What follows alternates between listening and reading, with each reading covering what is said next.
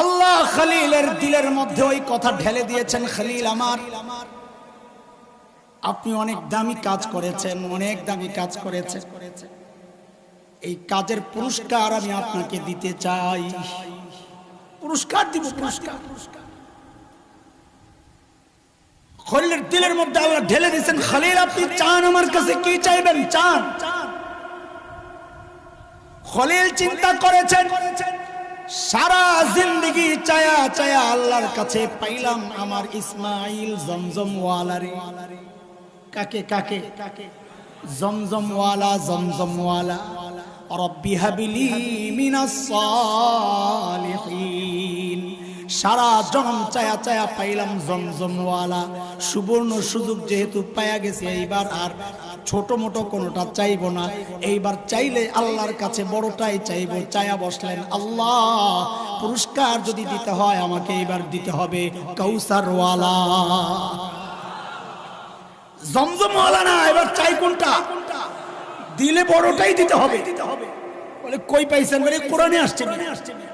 খলিল দোয়া করেছেন, রব্বানা ওয়াবাস ফীহিম রাসূলাম মিনহুম ইয়াতলু আলাইহিম আয়াতিক ওয়া ইউআল্লিমুহুমুল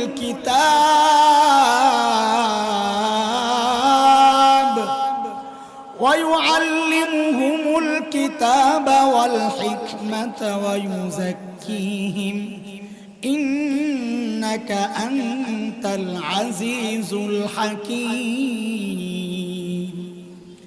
আল্লাহ আমি বাইতুল্লাহ বানালাম, এই বাইতুল্লাহকে আবাদ করার জন্য এমন একজন রাসূল আপনি পাঠান, যিনি কিছু মিশন আদায়ের মাধ্যমে, বাস্তবায়নের মাধ্যমে বাইতুল্লাহকে আবাদ করবে, যে আবাদির ঢেউ আল্লাহ গোটা দুনিয়ায় ছড়ায়া যাবে। দোয়া করছেন কে? আমি যেভাবে শিখায়া দিব এখন থেকে ওইভাবে বলবেন। দোয়া করছেন খলিলুল্লাহ। বলেন কে? দোয়া করছেন কে? আবার বলেন, দোয়া করছেন কে? সে কিন্তু বৈশার ইসরা আরেকজন জাবিহুল্লাহ, নবী ইসমাইল পাশে বসা। এবার বলেন দোয়া করছেন কে? দরখাস্ত পাঠাইছেন খলিলুল্লাহ, ওই দরখাস্তের মধ্যে আমিন বইলা একটা সুপারিশ করে দিয়েছেন জাবিহুল্লাহ। আবার বলেন মিলায়া মিলায়া মজা নিয়ে নিয়ে নবীর ইশকার মহব্বত নিয়ে বলাও লাগবে, শোনাও লাগবে। এই দরখাস্ত পাঠাইছেন কে? সুপারিশ করলেন কে? যেই অফিসে বসে বসে কারবার চলতেছে ওই অফিসের নাম হইল বাইতুল্লাহ। অফিসের নাম কি? আবার মিলায়া মিলায়া বলেন অফিসের নাম কি? দোয়া করছেন কে? সুপারিশ করলেন কে? আল্লাহ বলেন মঞ্জুর, মঞ্জুর। খলিলুল্লাহ দোয়া করেছেন, জাবিহুল্লাহ আমিন বলেছেন, বাইতুল্লাহ বসে বসে আমি আল্লাহ মঞ্জুর করে পাঠায়া দিলাম হাবিবুল্লাহ।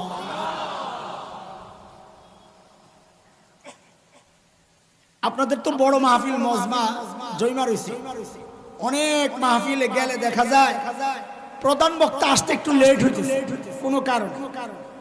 আগের বক্তা বেচারার জান বেরিয়ে যেতেছে, লম্বা সময় বয়ান করতেছে, তো মাহফিল তখন একটু এলোমেলো হয়ে যায়। কেউ একটা ইস্তিনজা করতে যায়, কেউ একটু হাঁটাহাঁটি করতে যায়, প্রধান বক্তা আসলে বসে।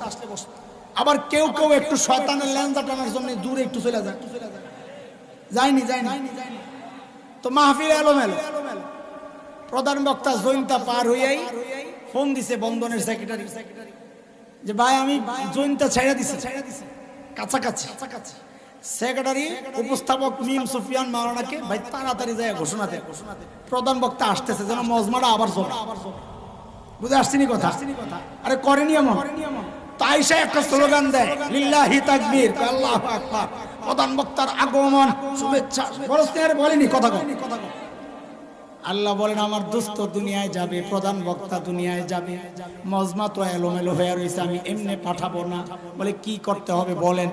ঘোষণা দেওয়া লাগবে, একজন ঘোষণা দেওয়া লাগবে যে প্রধান বক্তা আসতেছে। বলে ঘোষণা কে দিবে? বলে নবী ঈসা আপনারা দুনিয়ায় যাইতে চাইছিলেন আমার নবীর উম্মত হইয়া। বলে হ্যাঁ। তাইলে ঘোষণাটা আপনি দেন। বলে কেন আমি দিব?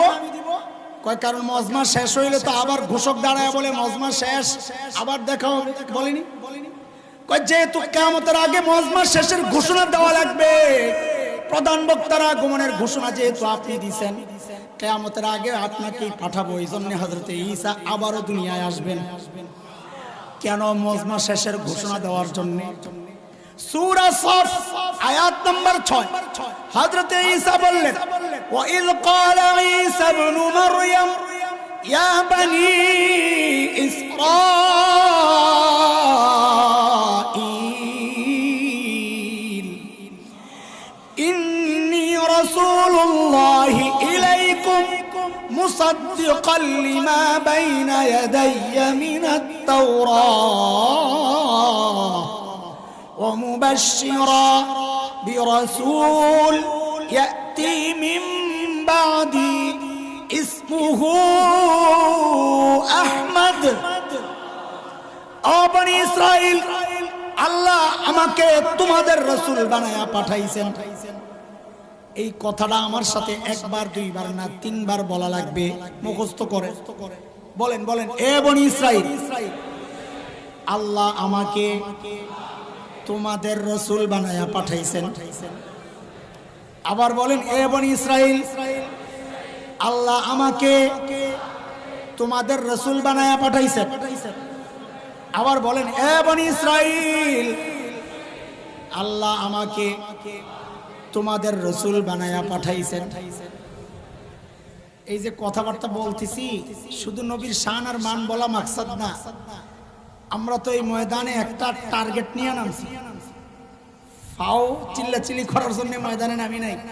আমাদের একটা মিশন আছে। এই কথাবার্তা নবীর সম্মান বলবো, ফাঁকে ফাঁকে মিশনের কথাগুলো বলে ফেলবো। 3টা পয়েন্টে কথা বলবো ইনশাআল্লাহ।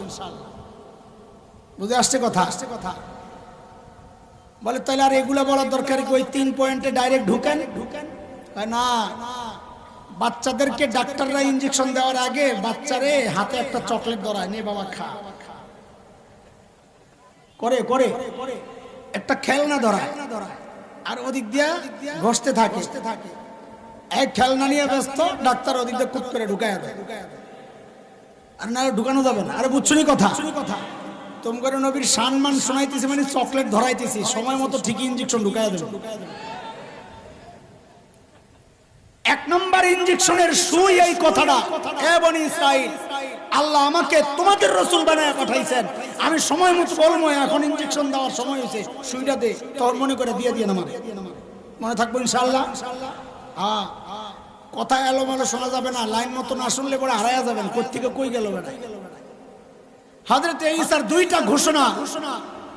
1 নম্বর ঘোষণা, আ বনি ইসরাইল, আল্লাহ আমাকে তোমাদের রাসূল বানায়া পাঠাইছেন। 2 নম্বর ঘোষণা, রে বনি ইসরাইল, প্রধান বক্তা কিন্তু আসতেছে, কাজেই তাড়াতাড়ি সুসংগঠিত হও, তৈরি হও। সুসংবাদ দিচ্ছি তোমাদেরকে, যার নাম হবে আহমদ। আল্লাহু আকবার। আমার নবীর নাম কি? জোরে বলেন না মুহাব্বতের সাথে। যার নাম আহমদ। এই নামটা ফাঁস করে দিলেন না হযরত ঈসা? ফাঁস করে দিলেন না? ফাঁস হয়ে গেল না নাম? তো বনি ইসরাইল তো বুঝছে যে এইটা তো আখেরি পয়গম্বরের নাম, জানছে না? তো জানলে এই নামের প্রতি তো তাদের আকর্ষণ হওয়ার কথা, তাই না? আখেরি পয়গম্বর, এরা তো মনে করছে এক বংশ থেকেই আইব। তো যেহেতু আখেরি পয়গম্বর, শ্রেষ্ঠ নবী, তো সবাই তো বরকতের জন্য তার সন্তান, তার ভাই, তার আপনজনের নাম রাখার কথা আহমদ। কিন্তু নবীর নাম রাখার আগ পর্যন্ত এই নাম কেউ রাখে না। কেন? আল্লাহ তার নবীর নামটারে পর্যন্ত ইনটেক রাখছেন, ব্যবহার হইতে দেন নাই, কারো দিলের মধ্যে জাগতেই দেন নাই যেই নামটা কারো রাখা লাগবে। কেন? ঈদের দিন, ঈদের আগে দিয়ে মনে আছে কিনা, যখন ছোট্ট ছিলেন আমাদের মনে আছে, বাবা ঈদের কাপড় কিনে দিলে মহল্লার পোলা পান্ডে দেখাইতাম না, ঈদ নষ্ট হয়ে যাবে। ঈদের দিন সকালবেলা বাইর করব। আল্লাহ যেন তার হাবিবের নামটা ইনটেক করে ধুয়ে দিয়েছেন, অথচ নাম কিন্তু ফাঁস হয়ে গেছে, কিন্তু কেউ রাখে না। আল্লাহ ইনটেক রাখছেন যে না, আমার হাবিবের নাম আগে রাখবো, তারপর তোরা রাখবো। আমার নবীর এক নাম আহমদ। আহমদ মানে সবচেয়ে বেশি প্রশংসাকারী। আমার নবীর আরেক নাম কি? আরে বলো বলো। সাল্লাল্লাহু আলাইহি ওয়াসাল্লাম। মুহাম্মদ মানে সবচেয়ে বেশি প্রশংসিত। কি আজীব না?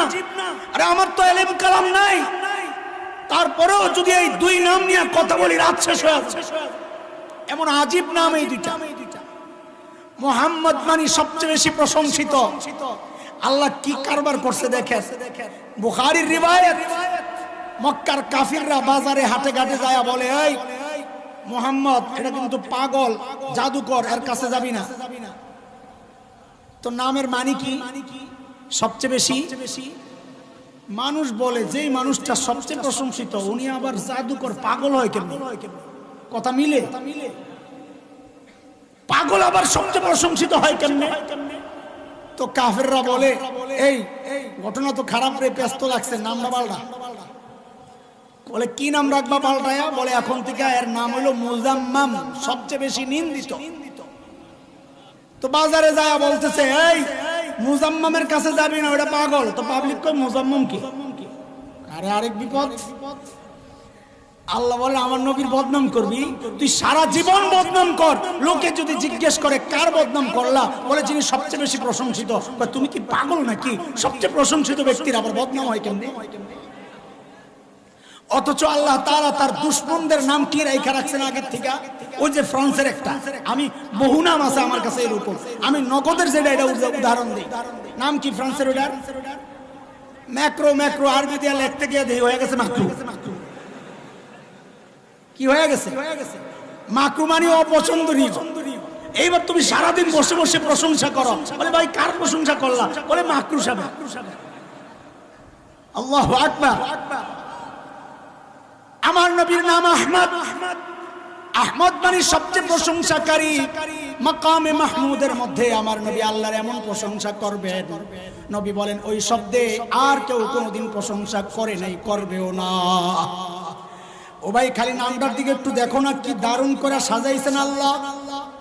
আমার নবীকে আল্লাহ দুনিয়ায় পাঠাইছেন ইবাদত শেখানোর জন্য। কিসের জন্য বলে? ইবাদতের মধ্যে সবচাইতে দামি ইবাদত কোনটা? বলেন জোরে। খেয়াল করে দেখেন, আল্লাহ নামাজটাকে আমার নবীর নামটা দিয়া সাজাইছেন। সুবহানাল্লাহ। বলে কেমনে? বলে দেখো তুমি, আহমদ লিখতে 4টা অক্ষর, আলিফ হা মিম দাল। বলে একটা একটা মিলায়া দেখো। বলে তুমি যখন দাঁড়ায়া থাকো নামাজের মধ্যে, যেন আহমদের আলিফটা দাঁড়ায়া রইছে। ঠিক তুমি যখন রুকু দাও ডান পাশ থেকে দেখো পুরা হায়ের মাথা। সাজদায় যায় দেখো, একজনকে দিয়ে দেখায়া দেখো, সাজদায় যায় দেখো পুরা মিমের মাথা। আত্তাহিয়াতুর সূরাতে বইসা দেখো পুরা একটা আস্তা দাল আল্লাহ বানায় রাখছে। শুধু কি তাই? এই ভাষার মধ্যে শ্রেষ্ঠ ভাষা কোনটা? ইন্টারন্যাশনাল ভাষা কোনটা? অনেকে ইংরেজি বলে। ইংরেজি ইন্টারন্যাশনাল তার জন্য যার জগৎ খালি এই দুনিয়াটা, যে আখেরাতে বিশ্বাস করে তার জন্য ইন্টারন্যাশনাল আরবি। কেন কেন? কারণ দুই হাত মাটির নিচেই তো ইংরেজি চলবে না। তোমার কবরে গেলে জিজ্ঞেস করবে না কি হু আর ইউ? কি জিজ্ঞেস করবে? মার রাব্বুকা, এটা চায়না ভাষা। কথা কয় না? আমার আরবি ভাষা মাটির নিচে চলে, মাটির উপরেও চলে, আসমানের উপরেও চলে, জান্নাতেও চলবে ইনশাআল্লাহ।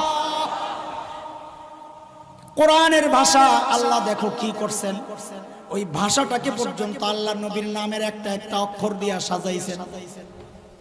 বলে কেমনে? বলে তুমি আলিফ থেকে ইয়া পর্যন্ত একটু লক্ষ্য করে তাকায়া দেখো। তুমি যদি আলিফকে টান দাও আমার নবী আহমদ, তুমি যদি বাকে টান দাও আমার নবী বাশীর,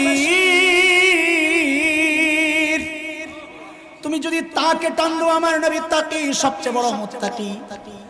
তুমি যদি সাকে টান দাও আমার নবী আস-সাকিব, তারা যার সাথে কারো তুলনা নাই। তুমি যদি জিমকে টান দাও আমার নবী জামিল, সবচাইতে সুন্দর। তুমি যদি হাকে টান দাও আমার নবী হামিদ, সবচেয়ে বেশি প্রশংসাকারী, সবচেয়ে বেশি প্রশংসিত। তুমি যদি খাকে টান দাও আমার নবী খাতামুন নবিয়্যিন। তুমি যদি দালকে টান দাও আমার নবী দাইয়ান ইলাল্লাহ। তুমি যদি জালকে টান দাও আমার নবী জাকি সবচেয়ে বড় মেধাবী। তুমি যদি রাকে টান দাও আমার নবী রাহমাতুল লিল আলামিন। তুমি যদি যাকে টান দাও আমার নবী জাইরুল জান্নাহ, দুনিয়া থেকেই জান্নাত জিয়ারত করে আসছে। তুমি যদি সিনকে টান দাও আমার নবী সাইয়্যিদুল বাশার, আমার নবী সাকিয়ে কাউসার। তুমি যদি শিনকে টান দাও আমার নবী শাফিউল মুজনিবিন। তুমি যদি সাদকে টান দাও আমার নবী সফিউল্লাহ। তুমি যদি দাদকে টান দাও আমার নবী দামিন উম্মতের জিম্মাদার। তুমি যদি তাকে টান দাও আমার নবী তাইয়িব, আমার নবী তাহির। তুমি যদি যাকে টান দাও আমার নবী যাহির লাইসাল বাতিন। বেদাতীরা বলে নবী গায়েব জানে, হাজির নাজির না, নবী খালি জাহির, যতদিন সামনে ছিল ততদিনই। তুমি যদি আইনকে টান দাও আমার নবী আব্দুল্লাহ। তুমি যদি খাইনকে টান দাও গুয়ুর মানে আত্মমর্যাদা, নবী বলেছিলেন আগিয়ারু মিনকুম, তোমাদের মধ্যে সবচেয়ে বড় আত্মমর্যাদাশীল আমি।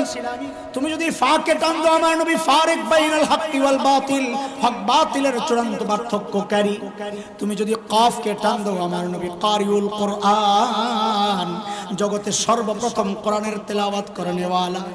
তুমি যদি কাফকে টান দাও আমার নবী কাফিলুল উম্মাহ, আল্লাহর আদালতে মুকদ্দমা পরিচালনা করেনেওয়ালা।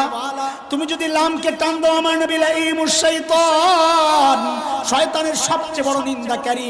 তুমি যদি মিমকে টান দাও আহারে আমার নবী মুহাম্মদ, আমার নবী মাহবুব, আমার নবী মনসুর, আমার নবী মুজাম্মিল, আমার নবী মুদ্দাসসির, আমার নবী মুস্তাফা সাল্লাল্লাহু আলাইহি ওয়াসাল্লাম। তুমি যদি নুনকে টান দাও আমার নবী নাযীর।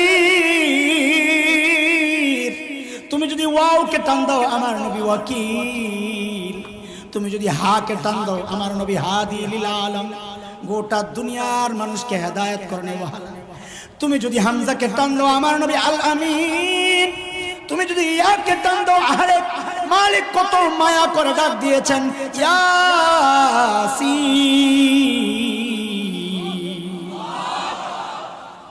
আরে ভাই নবী চিনছো?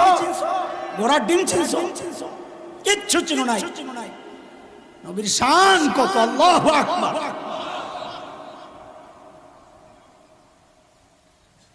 আল্লাহ তাআলা যখন নবীকে দুনিয়ায় পাঠান, দেখছেন কার ঘরে পাঠাইবে? ওই যে জিজ্ঞেস করছে আপনার বাপকে, দাদার নাম কি, দাদার পেশা কি, বংশ কি, কোন আগে আমার বাপ ঠিক আছে। বলে আমার বাপের অনেক ছেলে, কিন্তু আমার বাপের সব ছেলেগো নামগুলা বেশি সুবিধার না। বলে কি নাম শুনি? বলে আব্দুল মুত্তালিবের এক ছেলে আব্দুল উজ্জা, আব্দুল শামস, আব্দুল হারিস, নওফল, হামজা, আব্বাস। একটারও অর্থ ভালো না, এর মধ্যে তিনটার মধ্যে শিরিক আছে। লম্বা জমিন, শুকনা জমিন, পাথরের জমিন, নওফল, হামজা, আব্বাস, এগুলার অর্থ। আল্লাহ একটা নাম আলাদা করে বানাইছেন, এটার কাছে আমার প্রিয় হাবিবরে পাঠামু, কেউ যেন এশকাল করতে না পারে। বলে তুমি তাওহীদের দাওয়াত দাও, বাপের নামে শিরিক, আল্লাহ কেন এই কথা কইতে পারবি না? আমার বান্দা, আমার গোলাম, আমার নবী আব্দিয়ত শিখাবে, আমার ইবাদত শিখাবে। বাপের নাম আগের থেকে আব্দুল্লাহ ঠিক করে আল্লাহ দুনিয়া আগেই পাঠায়। বলে দাদা কি করে? কয় হিসাব ভালো, সময়ের সেরা মানুষ। তো কেমনি বুঝলাম? বলে কাবার মুতাওয়াল্লি, আল্লাহ এমনি বানায় নাই। বলে আব্দুল্লাহ? বলে হ্যাঁ, মানব ইতিহাসে দুইজন জবিহুল্লাহ বুঝেন?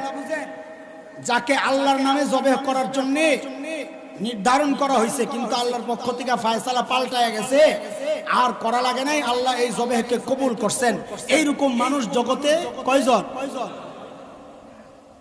এক গ্রাম্য মানুষ আয়েশা নবীরে ডাক দিছে, ইয়াবনা জবিহাইন, ওই দুই জবিয়ের বেটা। নবী আলাইহিস সালাম হাইসা দিছে। সাহাবায়ে কেরাম বলে ইয়া রাসূলুল্লাহ কি বললো? কহা যা বলছে ঠিকই বলছে। আমার বাবাও জবিহুল্লাহ, আমার পূর্বপুরুষ ইসমাইল তিনিও জবিহুল্লাহ, আমি দুই জবিহুল্লাহর ছেলে। বলে আব্দুল্লাহ কেমনে জবিহুল্লাহ? রিওয়ায়াতে আসছে জমজম হারায় গেছে, খুঁজে পাওয়া যায় না, কই গেল? পরে আব্দুল মুত্তালিব যেহেতু মুতাওয়াল্লি, দায়িত্ব সত্তা, আব্দুল মুত্তালিব মান্নত করছে আল্লাহ জমজম যদি পাই তো আমার একটা ছেলেকে আমি কুরবানি করব। জমজম পায়া গেছে। তারা তো আর আমাদের মতো মুনাফিক না যে ওয়াদা দেয়, রাজনৈতিক ওয়াদা, যে ভোট দেন সব ঠিক আছে, দেওয়ার পর কয় ঠিক আছে, আমি ঠিক আছে। ঠিক না? তা আব্দুল মুত্তালিব আগেকার মানুষ এইরকম ছিলেন না। আব্দুল মুত্তালিব নিজের সন্তানকে কুরবানি করবেন, কাকে করবেন? লটারি দিছে। লটারিতে আব্দুল্লাহর নাম উঠছে। এলাকাবাসী মক্কার কাফির কুরাইশরা বলে, আব্দুল্লাহ এত সুন্দর, এরে জবে করে লাইবেন, এর জবে করেন না, আবার দেন। তো আবার লটারি, একবার দুইবার তিনবার, খালি আব্দুল্লাহর নাম। তো কুরাইশের লোকজন বলে যে আব্দুল্লাহরে জবে না করে আর পরিবর্তে 10টা ওট কুরবানি দেন। তো আব্দুল মুত্তালিবের মধ্যে যেহেতু আমানতদারিতা ছিল, তো বলছে যে যেহেতু মান্নত করছি, 10টা আল্লাহর কাছে মঞ্জুর কিনা এটা ওটে পরীক্ষা করতে হবে। তো পরীক্ষা কেমনে করছে? একদিকে 10 ওট, একদিকে আব্দুল্লাহ, লটারি দিছে। ওই সময় আব্দুল্লাহর নাম। এখন কি করা? ওট বাড়ান, বাড়াইছে, ওট দিছে 20টা, আবার লটারি, আবার আব্দুল্লাহর নাম। এইবার আরো বাড়ান, এইবার দিছে 30টা, দিল লটারি, আবার আব্দুল্লাহ। 40, আবার আব্দুল্লাহ। 50, আবার আব্দুল্লাহ। 60, আবার আব্দুল্লাহ। 70, আবার আব্দুল্লাহ। 80, আবার আব্দুল্লাহ। 90, আবার আব্দুল্লাহ।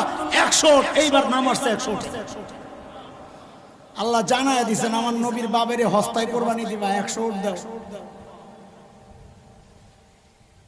আয় আল্লাহ, এই প্রত্যেকের ব্যাপারে কথা বলতে গেলে রাত শেষ হয়ে যাবে। আমাদের তো একটা টাইম নির্ধারিত, আমার দৌড়াইতে হবে, তাইলে আমার পয়েন্ট ছুটে যাবে। আমি কিন্তু এখনো তুমি করে চকলেট খাওয়াইতেছি, জায়গায় ঢুকি নাই।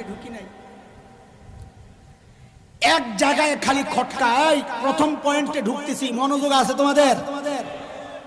এতক্ষণ যা বলছি যদি এই কথাগুলো বুঝা না থাকো সামনে, তো এই পুরো আমার কষ্টটা বেকার যাবে। লাব্বাইক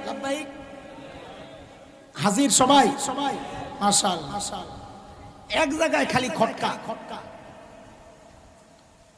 যে আল্লাহ তাআলা আপনার একটা উদাহরণ দিবেন। বাপের সাথে মাইয়ার বিয়া দেওয়ার ক্ষেত্রে সুন্দর বাড়ি দেখে, জামার বাড়িটা সুন্দর কিনা এটা দেখে না। তো আল্লাহ তো তা দেখলো না। কই দেখলো না? দুনিয়ার মধ্যে আরো কত সুন্দর সুন্দর এলাকা ছিল, কাশ্মীর ছিল, ভূস্বর্গ বলা হয়, দুনিয়ার জান্নাত, সুইজারল্যান্ড, ইউরোপের কত সুন্দর সুন্দর দেশ। ওই দেশে নবীরে না পাঠাইয়া আল্লাহ এমন এক জায়গায় পাঠাইলেন, বৃক্ষলতাহীন, জলশূন্য, বালুকাময় জায়গা, খানা নাই, পানি নাই, ফল নাই, ফসল নাই, পাহাড়ি এলাকা, বালুময় এলাকা, এইরকম পাথরের এলাকায় আল্লাহ নবীরে পাঠাইলেন। কেন সুন্দর এরিয়ায় পাঠাইতে পারলেন না? পেস লাগেনি একটু আগের কথার সাথে? আর কি লাগেনি? এটার জবাব দিতে গেলে আমার প্রথম পয়েন্টে কথা আগা করছে। আল্লাহ নবীকে জাজিরাতুল আরবে কেন পাঠাইলেন? এই যুবক খেয়াল করো, জাজিরাতুল আরবে নবীকে আল্লাহ কেন পাঠাইলেন, দুনিয়ার আর জায়গায় না পাঠাইয়া? ভাই, জাজিরাতুল আরবকে তুমি বিশ্ব মানচিত্রের মধ্যে একটু খুইলা দেখো, গবেষণা করো, দেখবেন জাজিরাতুল আরব বিশ্ব মানচিত্রের মধ্যে 3 দিক থেকে পানি। একদিকে লেগে আছে জর্ডান, ইরাক, সিরিয়া, ওই দিক দিয়ে 3 দিকে শূন্য। ঠিক মানব দেহের মধ্যে মানুষের যে হার্ট, কলব, এই কলবের অবস্থাও এইরকম, 3 দিকে শূন্য, একদিকে লেগে আছে। এই জন্য জাজিরাতুল আরবকে বলা হয় জিওগ্রাফিক হার্ট, মানচিত্রের হার্ট। এটা একদম মাঝখানে, একদিকে লাইগা আছে হার্ট, যেমন একদিকে লাইগা আছে, 3 দিকে শূন্য। আল্লাহ আমার নবীকে ওই হার্টের মধ্যে পাঠাইছেন কেন? এটা বুঝার জন্য আরেক জায়গায় যাইতে হবে। আমার নবী দুনিয়ায় আসার আগ পর্যন্ত যত দর্শন ছিল, গ্রিক দর্শন, রোমান দর্শন, ইরাকি, ব্যাবিলনিয়ান, মিশরি দর্শন, পারস্য দর্শন, সমস্ত দার্শনিকদের বক্তব্য ছিল মানুষকে নিয়ন্ত্রণ করে তার ব্রেন। গোটা দুনিয়ার বিরুদ্ধে সর্বপ্রথম মুহাম্মদুর রাসূলুল্লাহ সাল্লাল্লাহু আলাইহি ওয়াসাল্লাম দাঁড়ায়া ঘোষণা করলেন যে না, মানুষকে তার ব্রেন নিয়ন্ত্রণ করে না, মানুষকে নিয়ন্ত্রণ করে তার হার্ট। নবী ঘোষণা দিলেন, আলা ইন্না ফিল জাসাদি মুদগা ইযা সালুহাত সালুহাল জাসাদু কুল্লু ওয়া ইযা ফাসাদাত ফাসাদাল জাসাদু কুল্লু আলা ওয়াহিয়াল কলব। এরে আমার উম্মত, মানব দেহের মধ্যে একটা গোশতের টুকরা আছে, ওই গোশতের টুকরা ঠিক হয়ে গেলে গোটা বডি ওকে। গোশতের টুকরাটার মধ্যে পচন ধরলে বডিতেও পচন ধরে। কথা বুঝে আসছে? এইবার বুঝেন আল্লাহ আমার নবীকে হার্টে কেন পাঠাইছেন। ও নবী, আপনার আগে আমি আর কাউকে বিশ্ব নবী বানাই নাই, আপনি একমাত্র বিশ্ব নবী হাবিব, এই জন্য আমি আপনাকে হার্টে পাঠাইছি। কেন? বলে আপনি হার্টের মধ্যে মেহনত করেন, হার্ট ঠিক হয়ে গেলে গোটা দুনিয়ার বডি ঠিক হয়ে যাবে।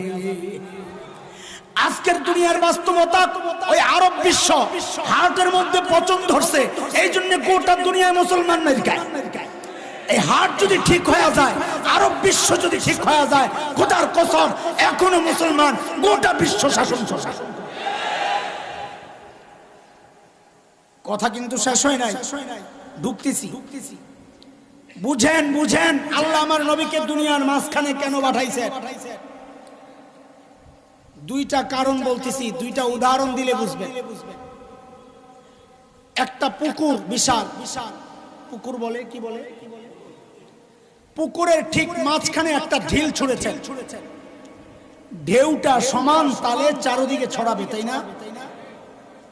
কিন্তু আপনি যদি এক সাইডে ঢিলটা ছুঁড়েন, একদিকে দ্রুততার সাথে লাগবে শক্তিশালী ভাবে, আরেক দিকে যেতে যেতে দুর্বল হবে, দেরিও হয়ে যাবে।